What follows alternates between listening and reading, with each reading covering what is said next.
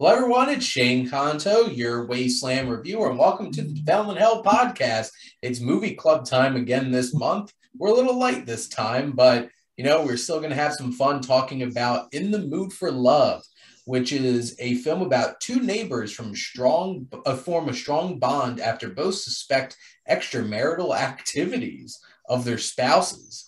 However, they agree to keep their bond platonic so as to not commit similar wrongs. So let's see how long that lasted. And this is from writer, director Kar-Wai Wong. And we got Joe, we got Jim, we got Matt here to talk about In the Mood for Love. So I'm going to turn things around a little bit, and we're going to start with Matt. So Matt, what were some of your general thoughts on the film? General thoughts on the film. I guess in no particular order. So I don't smoke. I've never smoked before, but watching this movie and like the main character, the guy, I think his name is Donnie Lung. That is, am I saying Tony Lung. Tony. He makes smoking look so damn cool. Whether it's just like there's like random shots, like of him just like smoking in the rain, or him just like really like pensively thinking about something, and then there's a bunch of moments in the movie where everything kind of just randomly is in slow motion, or it's kind of, or maybe it's not even slow motion, but it's like this weird effect that's happening that's almost kind of like a trance. It seems like it's in a dream. Yeah, it's just, I don't know. He's cool. He's cool. I think that this movie. So Shane, I remember when I was talking to you before about it, I was like, "What is this movie again?" And I looked it up, and I was like, "PG." Like, what's happening with a PG movie with that synopsis and that parent rating? Like, what's going to happen? It must stay platonic then. Yeah. Can't bring your. I mean, you might want to bring your parents with you, I guess. Yeah, like maybe. I don't know. I feel like I like the movie a lot. I know I like the movie a lot because I felt really, really sad in the moments where I was supposed to feel like I felt something for like these characters, and I felt like frustrated for them, and I felt sad for them, and it's like an unwinnable situation. But I mean, I don't know if it's something. It wouldn't be something that I would rewatch ever, but I got a couple of good songs off of it. This guy really likes like that Nat King Cole song that keeps popping up, because I kept hearing like a familiar voice. Like, why is this? Like, who is like this thing? And then I had to like get out my Shazam, and I Shazammed it. Like, oh, okay, that's Nat King Cole. So I got 2 songs off of it, so that's always a plus. The movie is really. Yeah, the movie is really romantic. So it's really, and like the female lead is just like so elegant. Just like anytime that she's on screen, she's just dressed in like this. I don't know, she's just so elegant. It's fantastic. She's like, for a bit there, I thought I was gonna be frustrated with her because she seems so kind of like shut off from her own emotions. But then when she does like emote, or like moments where she's just like I didn't know this was going to hurt me as much, and she kind of just like lets it all out. Like, she plays somebody that's trying to keep it all together really, really well, and I thought that was really awesome, because for a bit there I didn't really like her as much, and then I was like, oh damn, like no, I like her character as well. And yeah, there's random, I guess, like director choice things that were interesting, kind of like when you see people like walk up and down the stairs, and it's kind of like I don't even know how to describe it. It's like, instead of like filming someone going up or down the stairs, but then because the character is conflicted because they either want to go up the stairs or down the stairs, and like each direction would mean something or another. Like, should I cheat on my spouse, or who's cheating on me, or should I like go back home? It would be like chopped up, like all the shots would be like chopped up into bits, and then it's kind of like, I don't know what the hell he was doing, but I liked it. So I'm gonna try to give his other movie that's on HBO Max a watch. It's Happy Together. I don't know anything about it except for like it's another like romance movie, except it's the same guy. He has he's dating the main character, lead man is dating a guy who like he's friends with, but then like I don't know, then it's like something happens and like their relationship's like on the rocks or something like that. So I'll watch that just to say that I watched at least two of this director's movies. But it's interesting.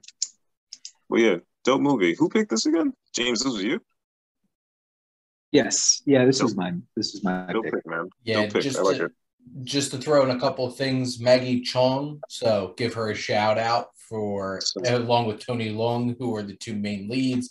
And also Wong, the director, also did the Grandmaster, where Tony Leung plays Ip Man. So I think that would be something interesting to check out. And also, so are we all going out with our two platonic pals here out to Applebee's, Matt? Yeah, but they can leave their spouses at home. Like, yeah, we didn't want, they weren't invited. Yeah, no, I just gotta say, I love that that's our question is going to Applebee's with these characters. I look forward to that when I do this podcast. I really do. This has been a running joke with Matt and I since we started doing this. I mean, Applebee's is the pinnacle of culture. That was American culture. Yeah, probably. So do you want them in their role play scenario though, or do you want them like to be themselves? That would be my question. I loved that. Like anytime that they would do that and they were kind of like screw with me, like I love that. So Joe, like there were these moments where like so their spouses are cheating. It's not a spoiler, that's what the whole movie's about. Like their spouses are cheating on them. So then your main characters, like they form like a friendship, ? But they would role play out how the conversations would go in terms of, okay, so like if you caught, like if you are you going to confront your husband? What are you going to say? And like that was so interesting. I was trying to put myself inside of their position, and I don't know if I could be like, I'm not like an angry person, but I don't know if I could exist just like for months or weeks upon weeks at just like in like this very like calm state. Like, what do you mean they're still in Singapore? Call your husband up and like freak out on him. Be pissed off. What's wrong with you? Like, what the hell? His business trip was like 2/3 of the movie. Come on, yo. Sorry. All right, I have to get that out. It's a business trip. Yeah. Be angry, damn it. But yeah, no, super dope pick, man. Jim, what are your thoughts? And then we'll wrap up with Joe and then myself. Okay. Okay, so I picked this movie because you guys know I lived on mainland China, at least for a while. I've been to Hong Kong. Wow. But also Anthony Bourdain was a big fan of like kung fu movies from Hong Kong. And one of his, I don't remember which show it was, but he name dropped this movie particularly. So I was like, okay, this is going to be the first Wong Kar-Wai movie that I check out. Internationally, I didn't realize how well regarded this is. I think it's for the romantics. It's a slow watch. And the thing I wrote down after watching it was, like, I get it, but I don't care. Maybe contrary to Matt's feelings on it. Like, I didn't really care about them, but I feel like I do have a lot to say. So I guess my big thing in like trying to connect an American audience to a Hong Kong movie, to me, the biggest theme was trying to keep face to everybody else.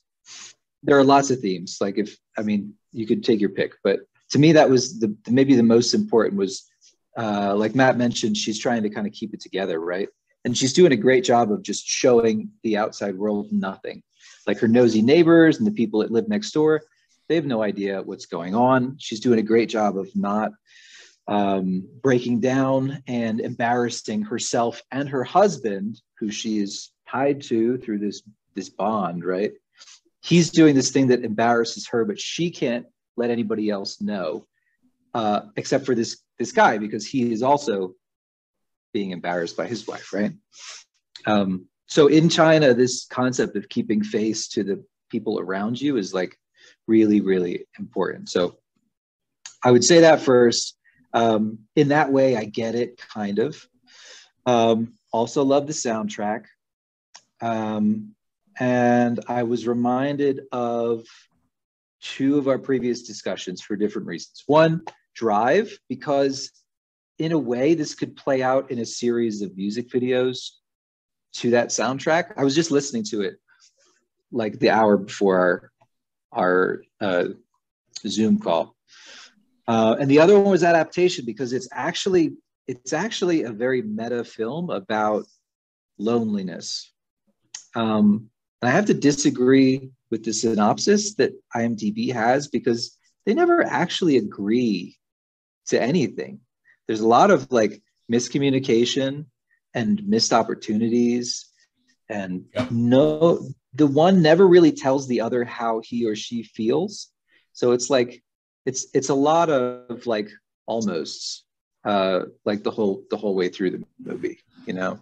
Yeah, so saying that they agree to keep their bond platonic is not exactly the most explicit thing. I don't think that's accurate at all. Yeah. At risk of spoiling the movie if Joe ever sees it, I think we'll get into that. I think one of them, if Joe ever finishes it, I'll say, because you have seen, you've gotten a taste. I'll get into that in a little bit. I think one of them falls for the other, but I don't know if that other one ever falls for the first one. It's totally okay too, like if you want to go into it, because to me, I'm all about the journey, not the destination. So like, you know, I've had movies spoiled to me, but I still enjoy it, right? Because to me, like I said, it's about what puts it together, as opposed to like, oh, did you see that ending? That ending is really what does it. Some movies do that, but this is not an M. Night Shyamalan like shock twist. There's nothing bombastic. Bruce Willis shows up in a diner at the end of the movie. And he goes, and this is revealed Mr. Glass. Yet another setup for Glass. So you're going to see Tony Long showing up in Glass Part 2. Showing up with his 10 rings. Yeah, all I'm going to say, and this is out of love, Joe, shoes on the other foot. Because Joe tends to spoil some things for people. I'm bad. I actually have a funny. Do you don't mind if I just divulge a story about how bad I am with spoilers, right? So I have a cousin. He's a SAG actor. He does a lot of work. He's not doing as much work now, but back in like the 2000s, he was doing a lot of like extra work on Law and Order and such. So I love talking movies with him. And this was around the time M. Night Shyamalan was getting up there. And one of the big movies that was coming out was The Village. And, he's about 10 or 15 years older than me. He's talking about how much he wants to go see The Village. And I'm having a great conversation with him to the point where I'm just like, it's so great when you discover that it takes place in present day. The movie didn't come out. The movie was still in theaters, by the way, when I said that to him.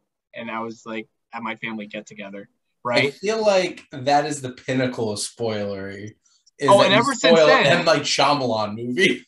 Ever since then, like he's never let go of it. He's like, I saw The Crying Game. By the way, it's a man. I've done a similar thing with X-Men 3. I blurted out that Professor X got off in like the first, I don't know, third of the movie or whatever it is.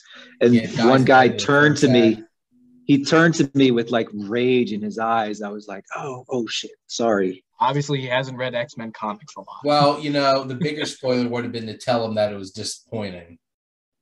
Yikes. But anyway, so Joe, I know you got to watch some of the film. What were some of the things that you felt watching at least the opening parts of the film? It's a movie I really want to invest in more time in. We were talking about it before we started the recording. I work a very unpredictable job, and sometimes you have slow nights and some days you have busy nights. I figured tonight was going to be the slow night. I was wrong. And this was one of those times where I was like, maybe on the down low, like on the downtime when I could like put it on my screen while I'm doing some notes, I could watch it. Because I've had movies where I was able to pick up some things, hear what's going on, notice the things that, will invest me into it. Unfortunately, this is one of those movies where, and I mean, I was talking about with Shane earlier too, where if there was at least maybe a dubbed version, I could probably have listened to it more while I was on the side, because it was really, I had to read the subtitles at the same time. I think that's part of it, where I need to actually read that. So just doing two things at once like that, I wasn't able to do it. And I think that's why, as Matt was saying before, I think you mentioned it beforehand, where it's one of those movies that you have to be invested into it to like really feel it. And to me, I felt like I was doing a disservice to the movie by not doing that. That I think after this podcast, I'm probably going to like if I'm not going to fall asleep in the middle of it because it's late at night, try to watch it, because I thought it was really cool seeing a young Tony Leung. I don't know if I'm pronouncing his last name correct. It's cool seeing him young because now he's more established. He's doing more movies, he's getting his name out there. Like he was the Mandarin in Shang-Chi. And it was really cool seeing him, younger. And there were certain moments where, and I think I mentioned this before on the Ordinary People podcast, where I have been paying attention to color schemes and palettes. There's a lot of interesting colors going on here, to the point where I suggested it earlier. I was like, and I guess I'll bounce it to you guys. Did you get the feeling they remind you of a Coen Brothers movie? Yeah, in the way, the dark seediness of it, but it also has like bright colors here and there. Or is it just me? I don't know. I think the texture and the richness to it has some Deacons there. Yeah. I do think that the colors are a little bolder in this than they are in a lot of the Coen Brothers movies are very brown and very gray and very stark in terms of like, look at No Country for Old Men. I'm pretty sure the whole entire movie is just browns, grays, and blue, like dark blue. That was like a rare exception, Well, the thing is, I think, as somebody who absolutely loves the Coen Brothers, like most of the time, it like Deakins isn't somebody that's going to have like bright, rich colors all the time in his films, but like that's something that really stuck out to me about this film.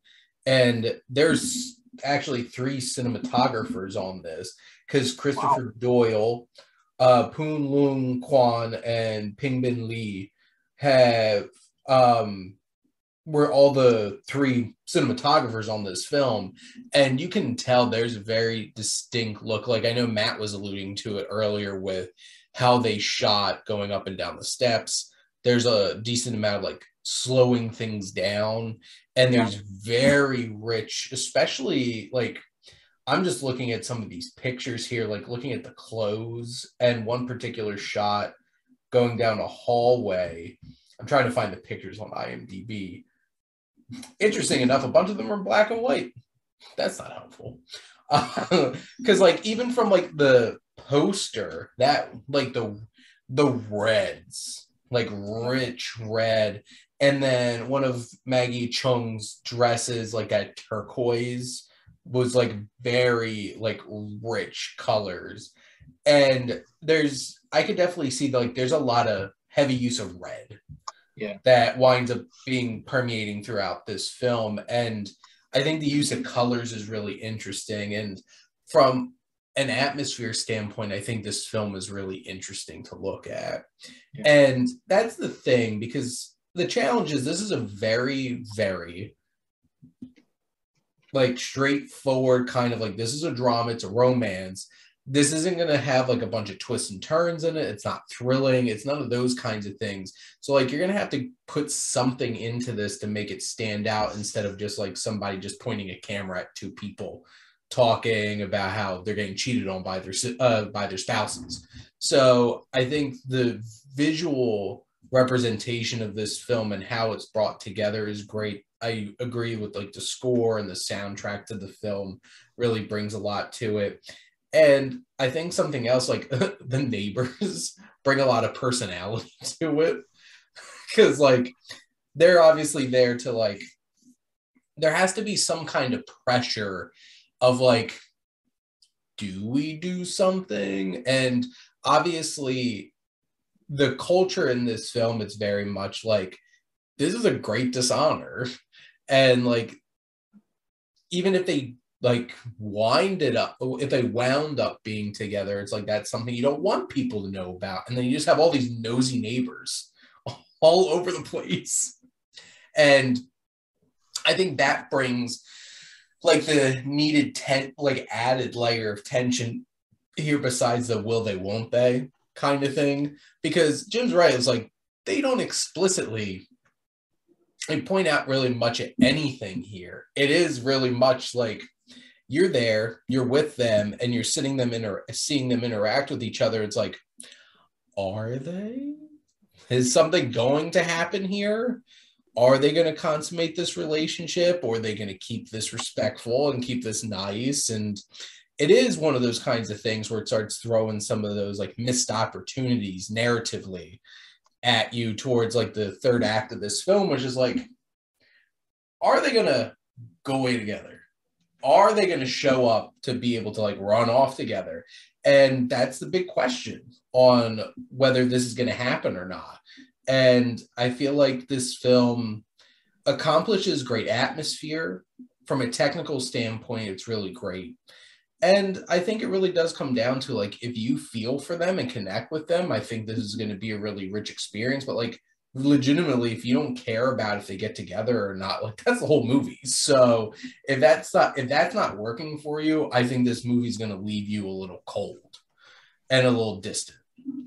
Yeah, Joe, like I was saying before we started filming today, like I feel like to finish this movie, you're going to have, or maybe not, but for me anyway, I had to meet this movie. I had to do 60% of it, and the movie had to, you know what I mean? Because it's a movie that has subtitles all throughout. It's a movie where it's a romantic movie, but it's PG, so it's not like certain things aren't going to be in it. Like there's barely any even like hand holding, let alone kissing. So like, so you have to kind of, it's almost kind of like, yeah, it's almost kind of like, you know, like the stereotypes that people have for like foreign language movies or for art house kind of things. Like it kind of like has like a lot of those. I mean, but also you're into that too. But well, you know, I speak in memes, right, Matt? Hit me. So for me, I feel like this is like the Lenny meme from Simpsons, where Lenny is staring at the movie doing this. Do you know what I'm talking about? Do you think that's how I should be approaching it? Like, I mean, for an hour, and it's not even full 2 hours. It's like hour and 40. Yeah, you're gonna hold that pose for. I mean, I have a question to ask now that you guys are bringing it up when it comes to platonic relationships, because the first thing I wrote down when I said that was a show I used to watch that Edgar Wright created called Spaced, where it kind of had the main leads in a will they, won't they, but it's always just been established that they're mostly platonic. Is it just sort of like that where, you know, does it matter if they get together, or is it just good to see what we have here, which is just two people who are similar and have a similar dilemma, and it's just their support together is just enough, as opposed to it having to be romantic? I think it's supposed to be kind of like, at least for me anyway, I feel like it was like as the movie went on and on, I think it's supposed to try to get you feeling like it's tragic that they're not together. Like it's not just kind of like two people kind of like reading a book together and they like meet their eyes and then they kind of look back. It's not really cute. It's more so just sad. At least for me anyway. I think a lot of asexual people would not like that. Because they are a growing community out there of asexuals where, like, I feel like Hollywood could, sometimes it's not always about sex and romance. No, right, exactly. Yeah. No, it's not. Romance. It's not. They don't have to. And I think like the color, the red color specifically, is supposed to represent kind of a full bloom. If you want to go into the Chinese, because they use that for weddings. Yeah, right, exactly. The Chinese title has been translated. I made a list here as A, the full bloom of youth, B, flowery years, or C, age of bloom. So like they were young and full of life at that time. So like that was their chance to have a hot, steamy fling. You know what I mean? But then is it more than that? It's not just, obviously it's not just lust, or they would have just done it and that would have run its course, right? But like the question is there something deeper forming than that? And I think too, like, I don't know, there's not a narrator in the movie, but I think this is kind of them remembering how it happened. Interesting. So that accounts for the color and the glow and the nostalgia. Like this is the good time. This is the good years. Yes. This is when things were good. Mm-hmm. David Bowie, golden years.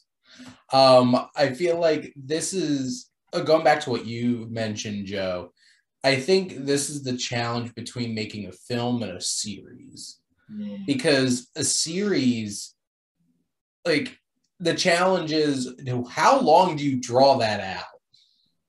And what happens after they get together? Is it going to be interesting anymore? I feel like a film could cheat and just be like, well, the end of the movies I'm getting together. We don't have to worry about what this is going to be like after they do. So, Shane, did you just reference Guardians of the Galaxy Volume 2, where Peter Quill is just like, this is like that relationship of will they, won't they? But once they actually get together, the ratings tank, and then the character's like, I don't know what you're talking about. I wanted him and Gamora to get together so bad. Oh, Infinity War just ripped my heart out. That's for another time. But like, that's the thing with this film is like, it is all is something going to happen. Like Matt even brought it up too. It's like, there's not even like hand holding here. Like this is the kind of thing where it's like, this would be one of those kinds of films. Like the end of the movie is them. If they were to get together, this movie would totally be that movie where it's just like they slowly like lock pinkies or something. And it's just like, release, and like credits roll, because it's that kind of movie. But like, or like that little spark in WALL-E where like you see the little lightning bolt. This does never once feels like it's coming off feeling like this is going to be a film that's a lustful kind of thing. It's, it's two people upset in the fact that their marriages are not what they thought they were. And there's some kind of level of like, it's so interesting, like the relationship between these two characters being in the same situation. And that's the thing. Is it necessarily about like, oh my God, this person loves me more than my husband, or loves me more than my wife, I'm going to fall for them? Or could it really just be like, they understand me? And is that a deeper, more meaningful connection? And that could also be a challenging thing to think about, like, maybe that is what draws them together. And does that mean that they're going to be a good couple together? If they came together because they came together out of similar circumstance instead of something more passionate. Because that's the thing. There is no like overt bubbling over of lust here. There's no like fiery connection. This is all very like, it's interesting that this film is very like stiff upper lip kind of thing. And which it's interesting because like, you watch American Romance at this point. We know how it is. they hate each other. They're complete opposites for each other. And then they spend some time together, and then they fall for each other, and then they can't keep their hands off of each other. And then it's very interesting thinking culture to culture, because like I watch a lot of French films, and like French romances are a whole other kind of thing. Because like either it's like this movie is so much nudity and so much just like lust here, or it's like morbid as hell. Like we're gonna die if we can't be together. And I'm just like, well, this is very French. This seems to be very much like they have to put on these personas or put up these walls and can't really show much. And like I know we've talked about that, especially with Maggie Cheung's character, because like she is like very proper, very well dressed. Like she looks very classy, and like this is a classy affair. We don't even touch each other. Kind of thing. It's just like them interacting with each other. And it does kind of fall into some of those cliche ideas of like, they're going to try to run away together, but does it work out? And kind of thing. And it does kind of fall into that kind of stuff towards the third act of the film. But like, for the most part, this is a very interesting thing that it's just like, there's not a whole lot of like actual like blow off of feelings. And like, I'm trying to think what's like the most passionate thing that happens in this movie. And I'm looking at this one poster. It's like, I'm going to hug you from behind. And just like, yeah, that's it. This is why I've been waiting for this whole entire movie. I'm reminded of something I saw on Instagram where like a couple gets a bunch of prompts and they have to decide if it's cheating or not cheating. They have to like point to one or the other. And so it runs from like sleeping with someone in the same bed to like getting a text from someone and hiding it from your partner. And I think the crux of it for these two is that they have to hide it from everybody, what they're doing. They're meeting secretly. Maybe they're only eating noodles together, but like the fact that they are hiding it from everyone and keeping it a secret makes it feel that much more, forbidden. You know what I mean? Yeah.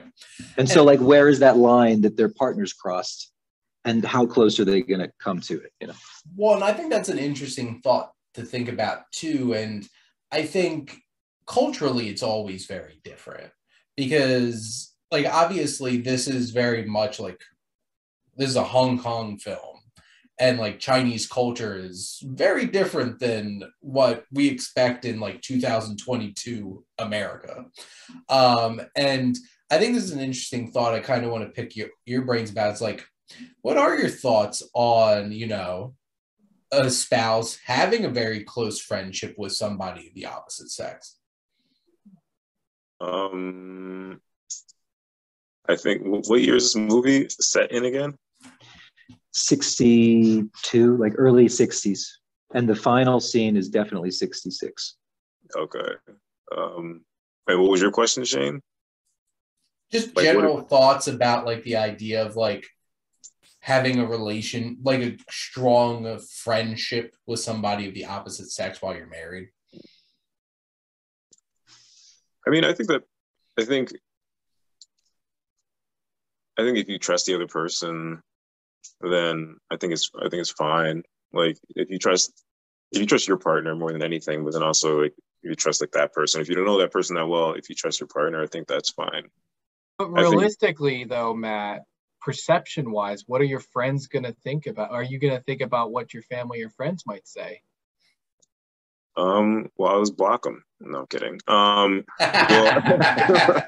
Well, the interesting thing in this movie too, like I was kind of frustrated about her situation is kind of like when we were talking about like Rosemary's Baby, where it's like, damn, like this lady has it like just like pressure and oppression coming at like every angle possible. Like this lady, like even the neighbors that are funny, like when that one neighbor is like lecturing her and saying, it's fine that you're going out, and she's literally just getting noodles at a corner store, but it's fine if you're going out, but try not to do that too much. Like, it's all like this weird, like, or you're gonna look like a hussy. Yeah, like all the societal thing that like I have to imagine, because it's never shown. There's no pressure given to the guy, and even the guy's best friend, like he keeps talking about like just like having like casual sex like all the time and all this other stuff, but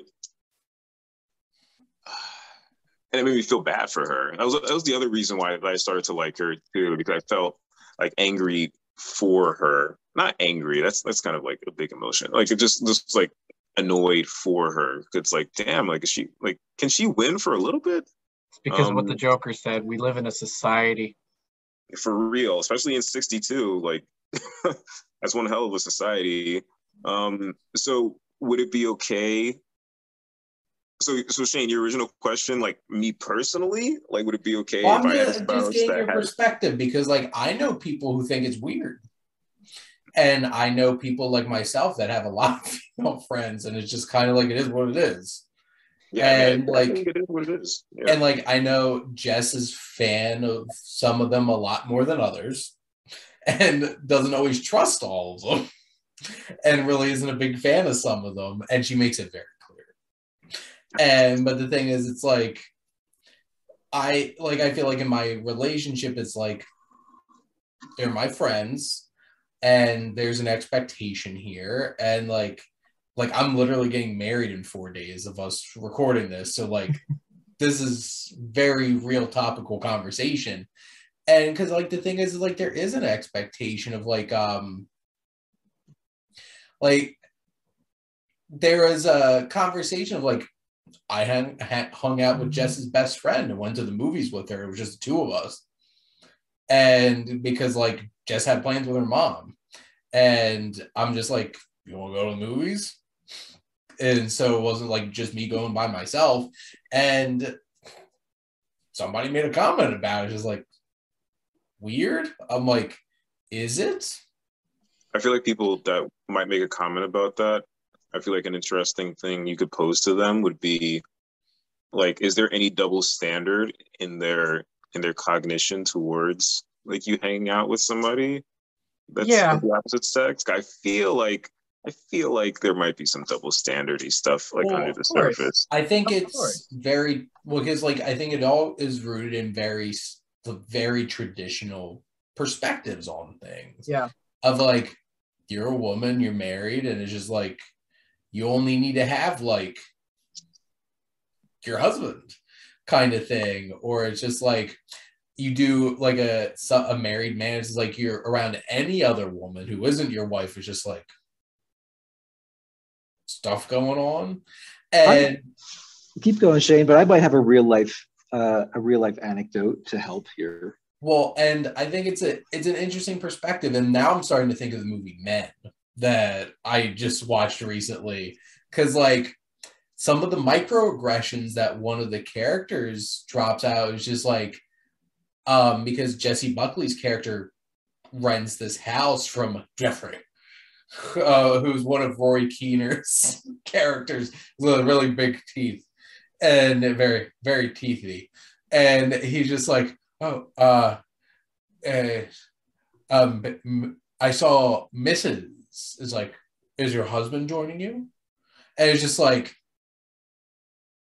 she's an adult woman. She could go on a trip if she wants to. Yeah, my wife is going to be coming with me. I wonder how he would have responded to that. Well, and that's an interest. Like, that's the thing. It's just like, did he need to ask that question? No, he didn't. Like, who gives a crap? But like, there was something to compel him. It's just like, it's a little weird that like you're here by yourself. Where's your husband? I won't give away where her husband is because I don't want to talk much about the movie because it's still out in theaters. But like, there's that kind of expectation. But Jim, what's your story?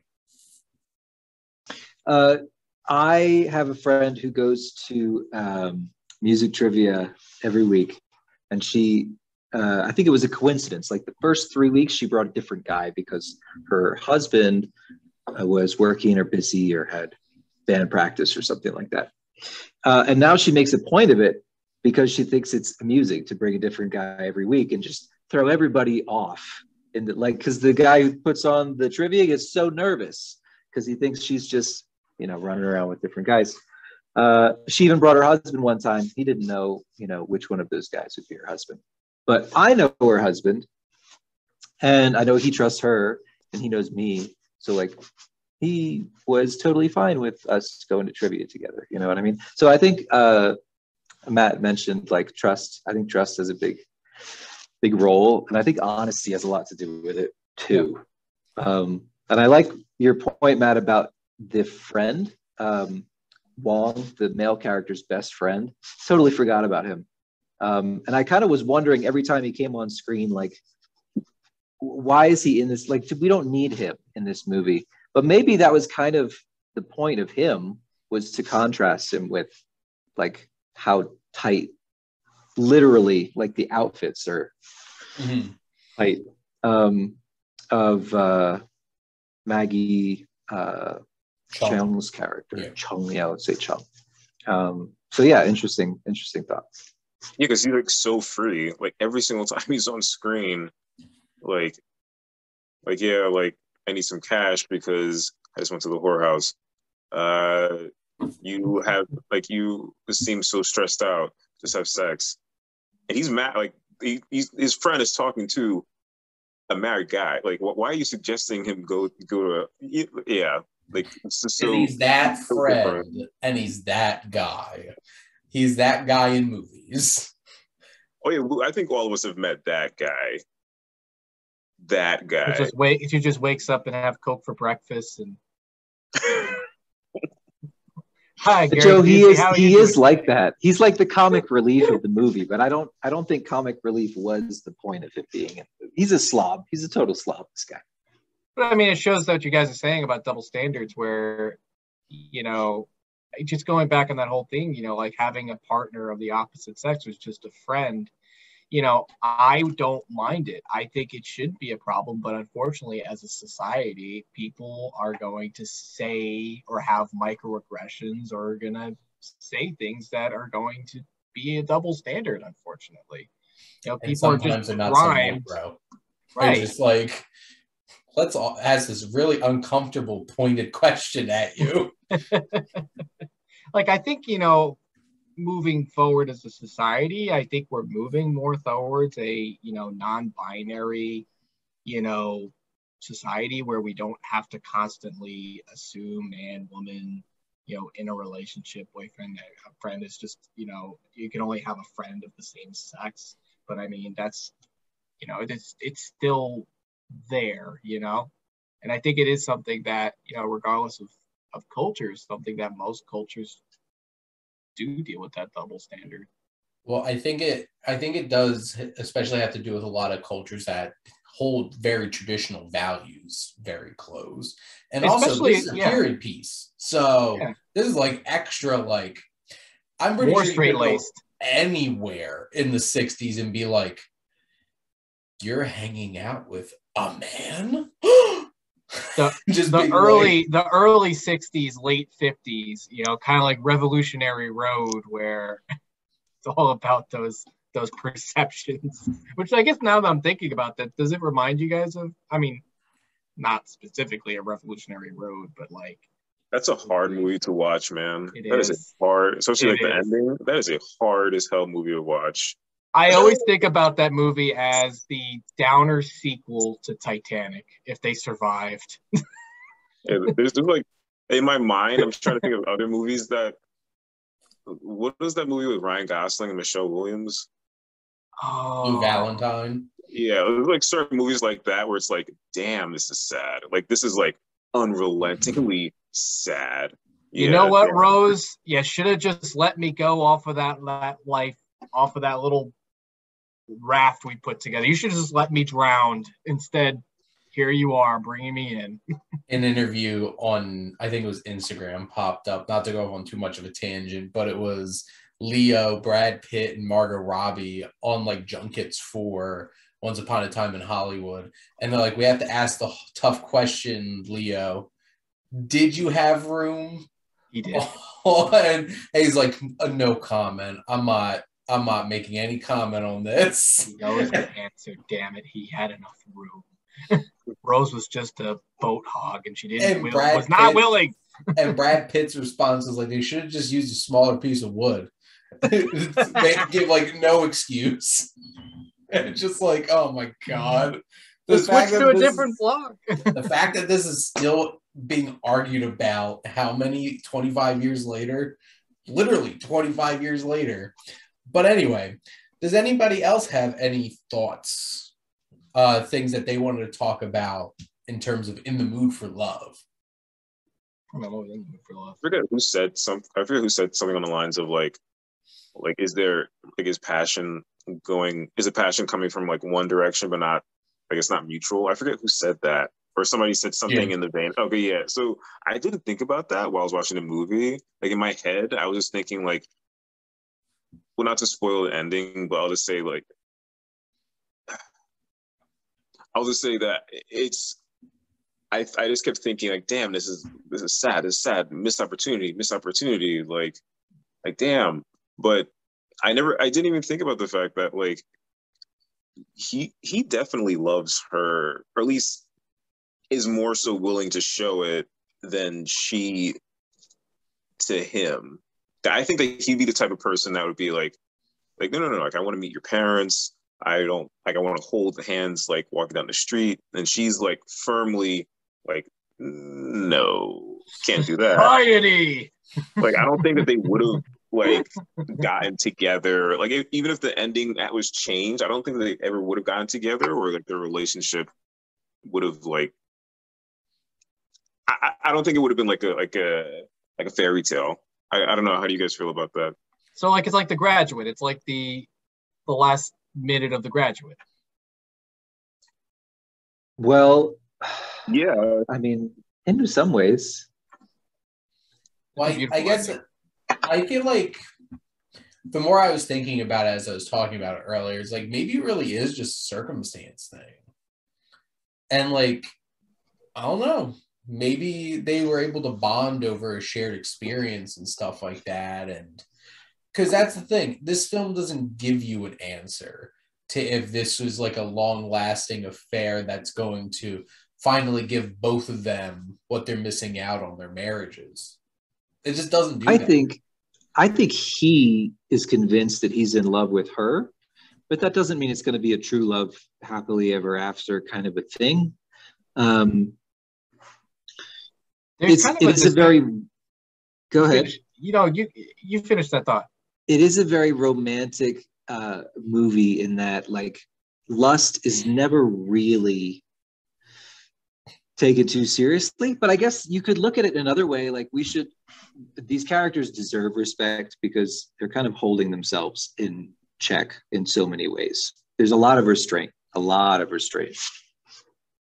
this guy's like the gentleman that like people like when he says, like when they're in the rain and she's like, hey, so like go ahead of me, and he's like, okay, I will, but you need my umbrella, and she's like, take my umbrella. Yeah, but then I can't, but then the people will see me with your umbrella, so they'll know something is wrong. And he's like, okay, so then are you just gonna wait here? And she's like, yeah, okay, so now I'll just wait with you. Like, much respect to this guy. He's dope as hell. He lost all of my respect when he was inside of Shang-Chi because he was a dick.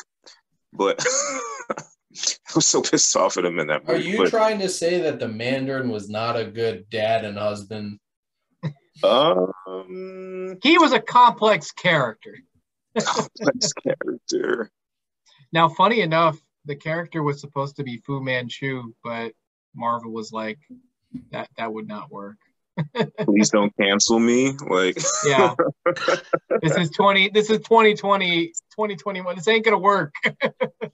Like we're trying to make Shang-Chi like a meaningful representation of Asian culture. Let's not destroy it on our first attempt. I mean, I heard they were making the movie of the character. I was like, that character's like really racist. Well, and they like, have you read those? Yeah, like, and even I like how they pulled it off. I mean, I don't want to get too distracted on a different movie, but Well, that might be an interesting. How successful was Shang-Chi in China? because this is a Chinese film that would have trouble translating to your average American viewer, unless you like art house stuff, or you're forced to watch this movie for a movie club, maybe. Mark Maron. So like Shang-Chi was an American movie that was kind of given to China. So I maybe there is a conversation there. I think there was also some behind the scenes. If I might be like, unless I'm confusing it, I think like the main actor of Shang-Chi, I think he said something political, and that kind of was like a middle finger, which affected. That might have been Mulan. Oh, it was Mulan? Mulan did something about. She said something about Hong Kong, and there was like protests going around that time. You guys are both right for sure. So the actress in Mulan was like not supportive of the protesters in Hong Kong, and that didn't go over well like here.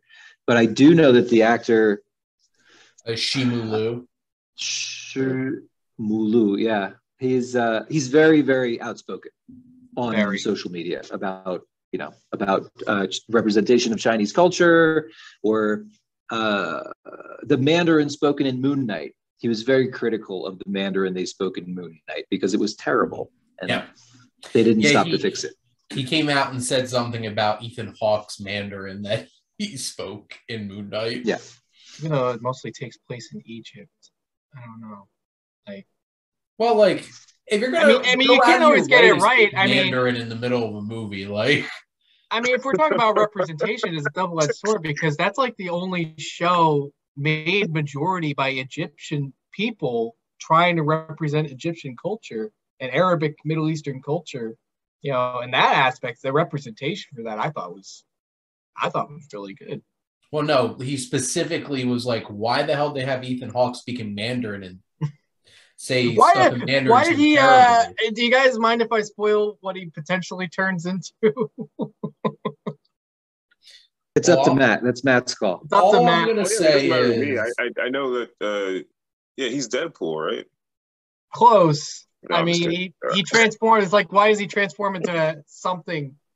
You fill in the blank. I think is that vague enough? I think I've seen the commercial. It looks like some kind of like a skeleton with a bird beak. That's no idea. That's F. Murray Abraham, the guy who plays Salieri in Amadeus.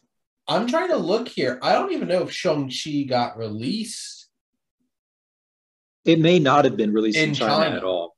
Yeah. No. That's crazy. Can you find out what the Simulia? Like, can you find out what the main actor said? Well, I don't even. So, well, he says a lot. Like, you're looking for a specific comment he made about Shang-Chi, right?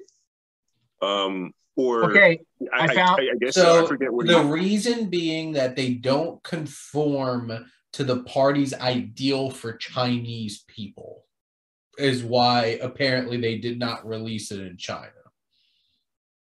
Yeah. I'm going to share a podcast with you guys if I can remember what the heck it was called, but there was an hour-long discussion about the PRC's policy toward foreign movies and like how easy it is for them to like just be like, no, we're not going to show this movie. Why? Because this, I'm reading this article about like why it wasn't perceived well in China, and one of the things they mentioned is that they embrace Chinese culture so much that it actually makes me wonder. And I don't know how you guys feel about this, but like, do you think when a movie's trying so hard to appeal to a culture, to seem like it's understanding of the culture, that it seems desperate at times? Well, I don't know. That's a good example of that. Oh, wait. There's like a really good example of literally what you just said, where it's like, you're trying so hard, but you're not getting it. Damn it. What is that movie? But Shane, sorry, you go. Any movie that came out in 2022. No. All I was going to say is it's like a movie after 2020. It's why you need representation. And also it also did say Shimulu did make some insulting comments towards China. And they're not really a fan of him. But you know, I don't. I feel like it probably has as much to do with them giving the middle finger to what studio was it? Just Marvel, right?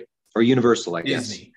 It probably had more to do with political conflict between and to be China honest, and Disney. I hate all of this pandering, honestly, to like the Chinese market, because it's like films like Transformers Age of Extinction, where they had the whole entire third, fourth act in China and then made the whole Chinese government out to be heroes just so that they could make a ton of money in China. Which is very ironic because it's very ironic coming from Michael Bay, who's all like uber American, shoved the American, an Amiga eagle down your throat. Hey, money speaks. Jerry Bruckheimer wants that money. But the thing is, it's like I think it really comes down to like, if you're going to make a film really deeply rooted in a culture, it's important to have representation. Yeah. Like in front of and behind the camera. Because like, I'm going to speak from my own heritage here. Because like, what I most identify besides being American is being an Italian American. Why does The Godfather work? Because of Francis Ford Coppola. It's like, that's why they needed him. Like, it wouldn't have, and like, that's why it was so important for them to have Al Pacino instead of, I've been watching The Offer. So like, they were looking at Steve McQueen. They were looking for Robert Redford as Michael. They wanted Robert Redford to be Michael Corleone. And just like, nope. And like, it's even like they have James Caan as Sonny, who's Jewish. And like, they probably could have Dustin Hoffman. They probably could have got Dustin Hoffman to play Michael. Michael, yeah. Well, the impression. I know you want to do the studio impression. Did not want Al Pacino because he was a small name theater actor, but Francis Ford Coppola wanted him because he's Michael. And they didn't want Brando either, but Brando is also not Italian, but like Brando also is one of the greatest actors of all time. And they're lucky he did not torpedo the movie as he did later in his career. But the thing is, like, I think it's important that you do have that perspective. It was interesting because I was recording a podcast earlier for Carmen Jones, which is an all African-American cast remake of that opera, and it's directed by Otto Preminger. Remake of the opera Carmen? Yep. And it was from like 1954. It had an all-black cast, but had Otto Preminger directing. Do they find Carmen Sandiego in it? Wildness. Does anybody have any other thoughts on In the Mood for Love before we wrap up the podcast for tonight? I'll just say, I just remember the movie. It had nothing to do with culture, but in terms of what Joe's question was talking about, when someone, like when a filmmaker or a team, whatever, tries so hard to represent something, but it's like, no, you're doing a really bad job. It was the movie Music by Sia. That's what I was thinking of. Oh my God. I heard nightmares about seeing that one. We're not going to get into that tangent because that's going to go all night. Yeah. Like representation, but like responsible representation, that's the sweet spot. Actually, there shouldn't be any other spots outside of that. Well, to be fair, it wasn't representation because that actress would also be like Swiss cheese. Anyway, but that's our talk on In the Mood for Love. And next time, we're going to be talking about American Psycho. So now something completely different. But Joe, Jim, Matt, and Shane, thank all of you for always tuning in and supporting the Development Hell podcast.